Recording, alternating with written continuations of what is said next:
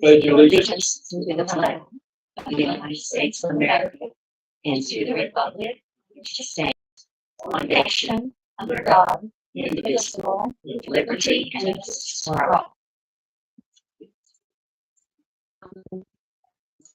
We're going to do a roll call. Connie Hargis. Present. Shirley Richards. Donna Lashley. Carol Wilson. Here. And Todd Hayes. Here. I need a motion to accept the minutes. I make a motion that we accept the minutes as written. June 12th. Do I have a second? All in favor? Aye. And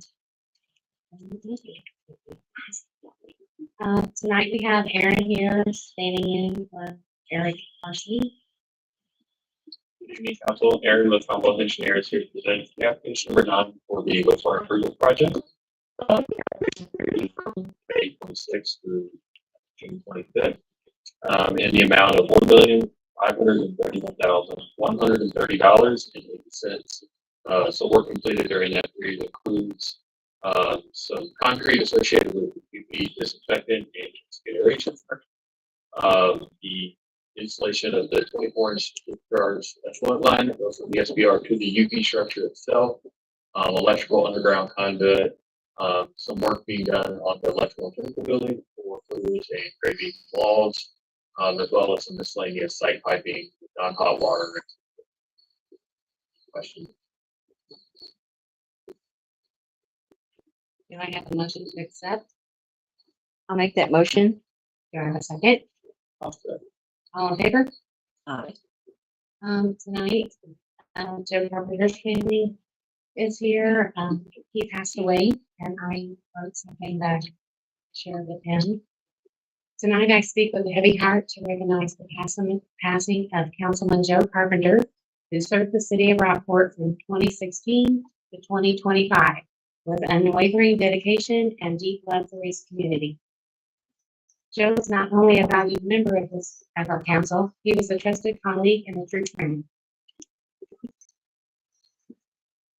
His leadership was quiet but steady, always grounded in thoughtfulness, fairness, and a desire to do what was right for the people of Rockport.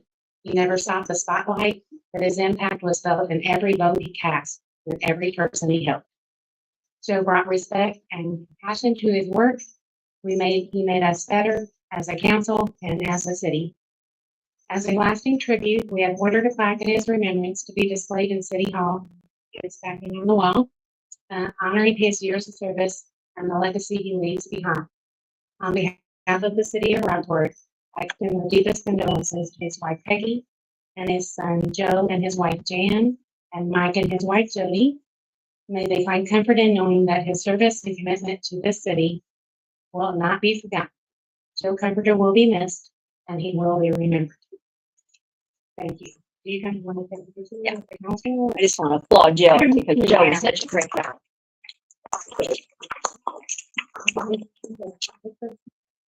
If you guys want to come up, we can take a picture with the council. And Yeah. I'm good. Yeah. Okay. Thank you guys for coming.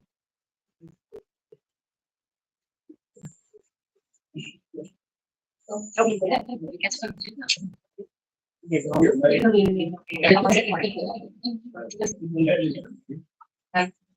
Peggy up here.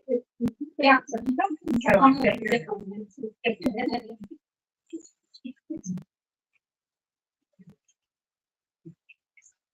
You want to bring her over?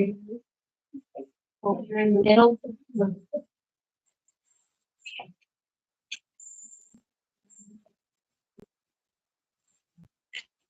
Okay.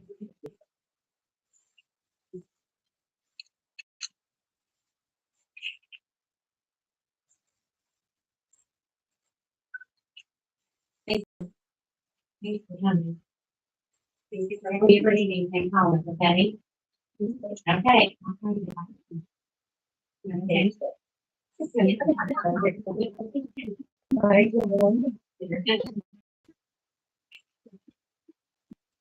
Well,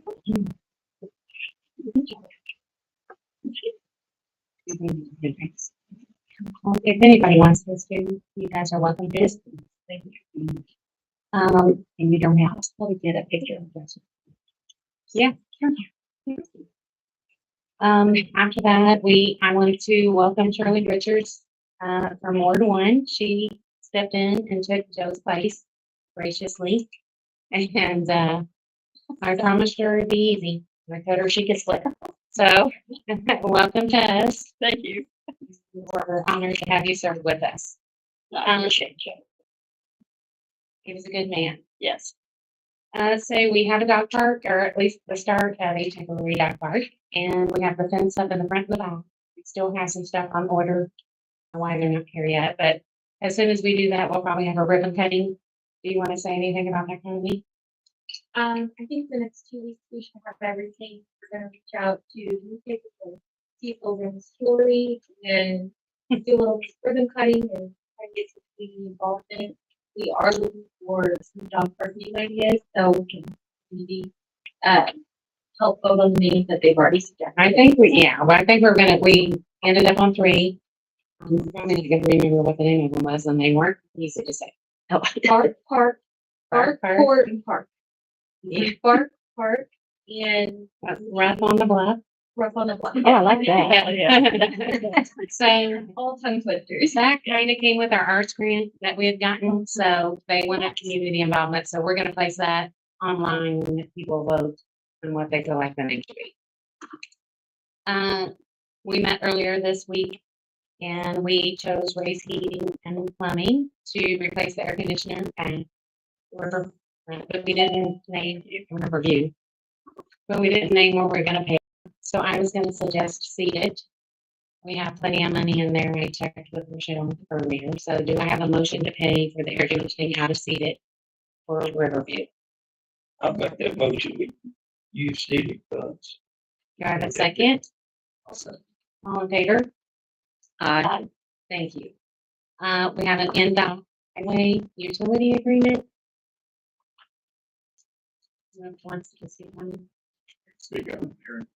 Also, with this next, Federal 66 wire line project. So this is the hardship agreement with NDOT that we talked about section 4, which basically there's project. Yeah. That was, I might stick. Yeah, so the city is spending on 10% of revenue from this, I think. So it's basically replaced the water line from Beacon all the way to Fish Street. Along State Road 66, which obviously is a major water line, being it's directly tied into the water treatment facility. So NDOT's doing paving overlay and like a BPAC project along 66 with the age of that infrastructure. The city submitted for hardship reimbursement for the construction of that water line to get relocated out of the roadway and get those assets that are very old out of the ground. To hopefully eliminate some of the breaks and issues that's been going on along.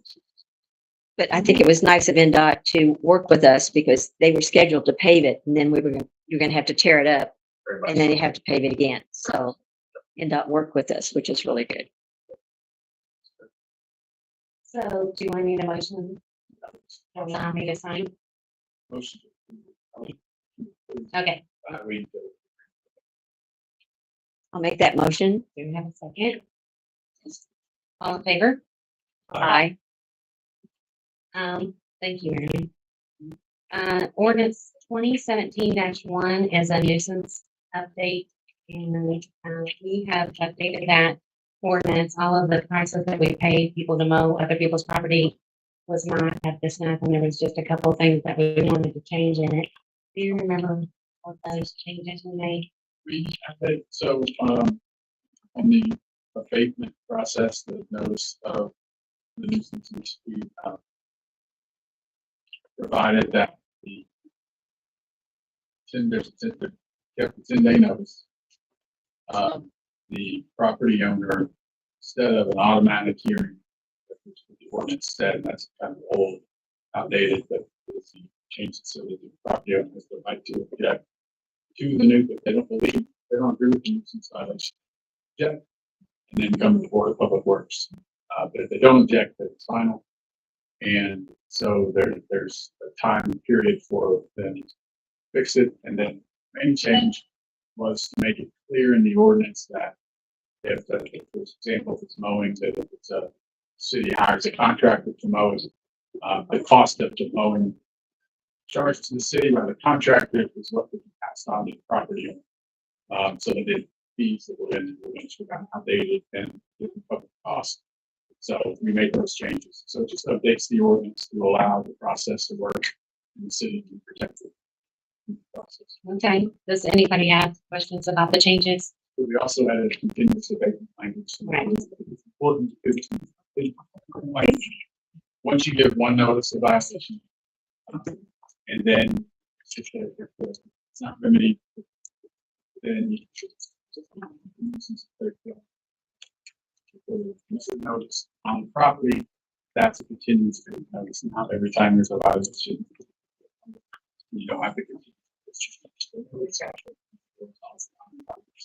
why sometimes as the grass starts growing in the spring, it looks like the city doesn't get to it until July, because there's all these notice processes. So that'll help address the situation. Do I have a motion to accept ordinance 2025-5, updating 2017-1? I'll make that motion. Do I have a second? I'm second. All in favor? Aye. Okay. Do you have an extra one? I'll find it. Thank you. So I'm gonna let Rochelle speak about the next appropriation, direct ordinance and the next resolution. Okay, they are the exact ones I presented at the last meeting. So I had sent a notice into the paper for them to run the additional appropriation in the newspaper. They did not receive my notice. It did not get ran. So I'm having to bring it back to this meeting to be approved again.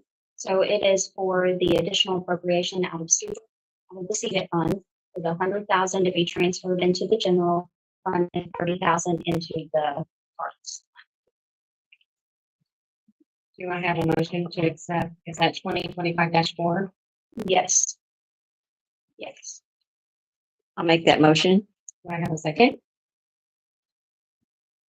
I'll second. All in favor? Aye. And then do you want to explain the resolution for transfer funds? Yes, that allows me to transfer those funds from the CEDAT fund into the two funds I had named. Do I have a motion for resolution 2025-2? I'll make that motion to transfer. Thank you. Do I have a second? All in favor? Aye. And the next ordinance is 2025 what it is? Okay, 6. Okay, 6. The historic president is here. And do you want to talk a little bit about it? Back in 2016, we formed a historic commission, and it was focused on the downtown business area. And since that time, Paul Nybold with the State Department has come down, surveyed the area, and and we have expanded that historic district to include the residential area. But we need an ordinance giving us the power to do so. We've updated our map, created a list of all the affected property and whether they are contributing or non-contributing to that historic district. This is the map that we updated, and we will hang one in the hall. So if anybody ever has any questions, they can come in and see it. Does anybody have any questions about that ordinance? Well, what does it mean to whether or not they're contributing? Just because you're in the historic district doesn't mean you have a historic house. So contributing means that your house has some historical value. Non-contributing means that you're just located in the district. You're not really a historic house. We want anytime things are changed or done to the exterior of the homes, we need to be notified so we can make sure everything, looks nice and is complimentary and goes along with So that's the purpose of the designation. So, And we're trying to get the word out so that when someone comes to pull a building permit, that they know they have to come before the historic preservation. And then they would come with a plan, and then the board would decide whether or not, it's suitable to what they there were. we go. Yes. And we have guidelines and they're available here at City Hall. And an application, it's a very short application and everything's here at City Hall. So when they get permits or whatever, they can just get the information and then it comes to us. Does anybody else have any questions? In my mind, there's a whole host of questions here. Yeah. But how long does the house have to be qualified for? And we have several homes prior to 1950. I mean, of the 200 some properties, over half of them were built prior to 1950. We don't realize it, but they have been. So they have historic value. And so, we just want to maintain that historic presence. And, down the line, if there's grants and things, that makes us more eligible for that type of thing. So, The gentleman came down and he's the one that determined whether or not. yes, he was from the Historic significance. state. And so we're actually on the National Historic Register for historic. And I believe we're the second largest historic district in the state of Indiana. behind us. Right behind Nancy as far as the number of houses. It's amazing when you look through that listing when these homes were built. They've been covered up with aluminum siding. Yeah. They are. And we want to maintain what we have. Especially. Hey, John, and I do have one question just to clarify, since I do the building permits. On the contributing and non-contributing, so if they are non-contributing, they still need to do the application. Yeah. Okay. Yeah. If it's on the outside. Look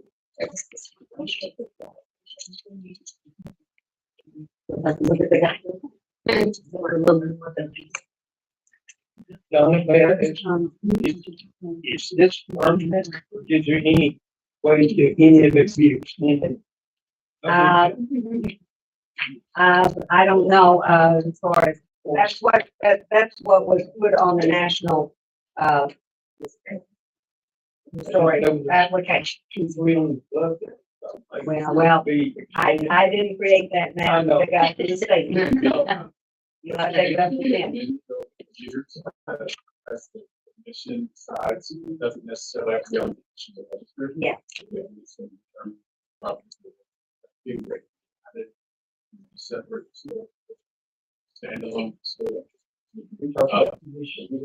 The Historic Preservation Commission makes a recommendation on behalf of your. If somebody would have found that, so really this, that you don't. It changed so much over the year, it's not, then. Remove the difference. So there's a lot of flexibility to determine so much.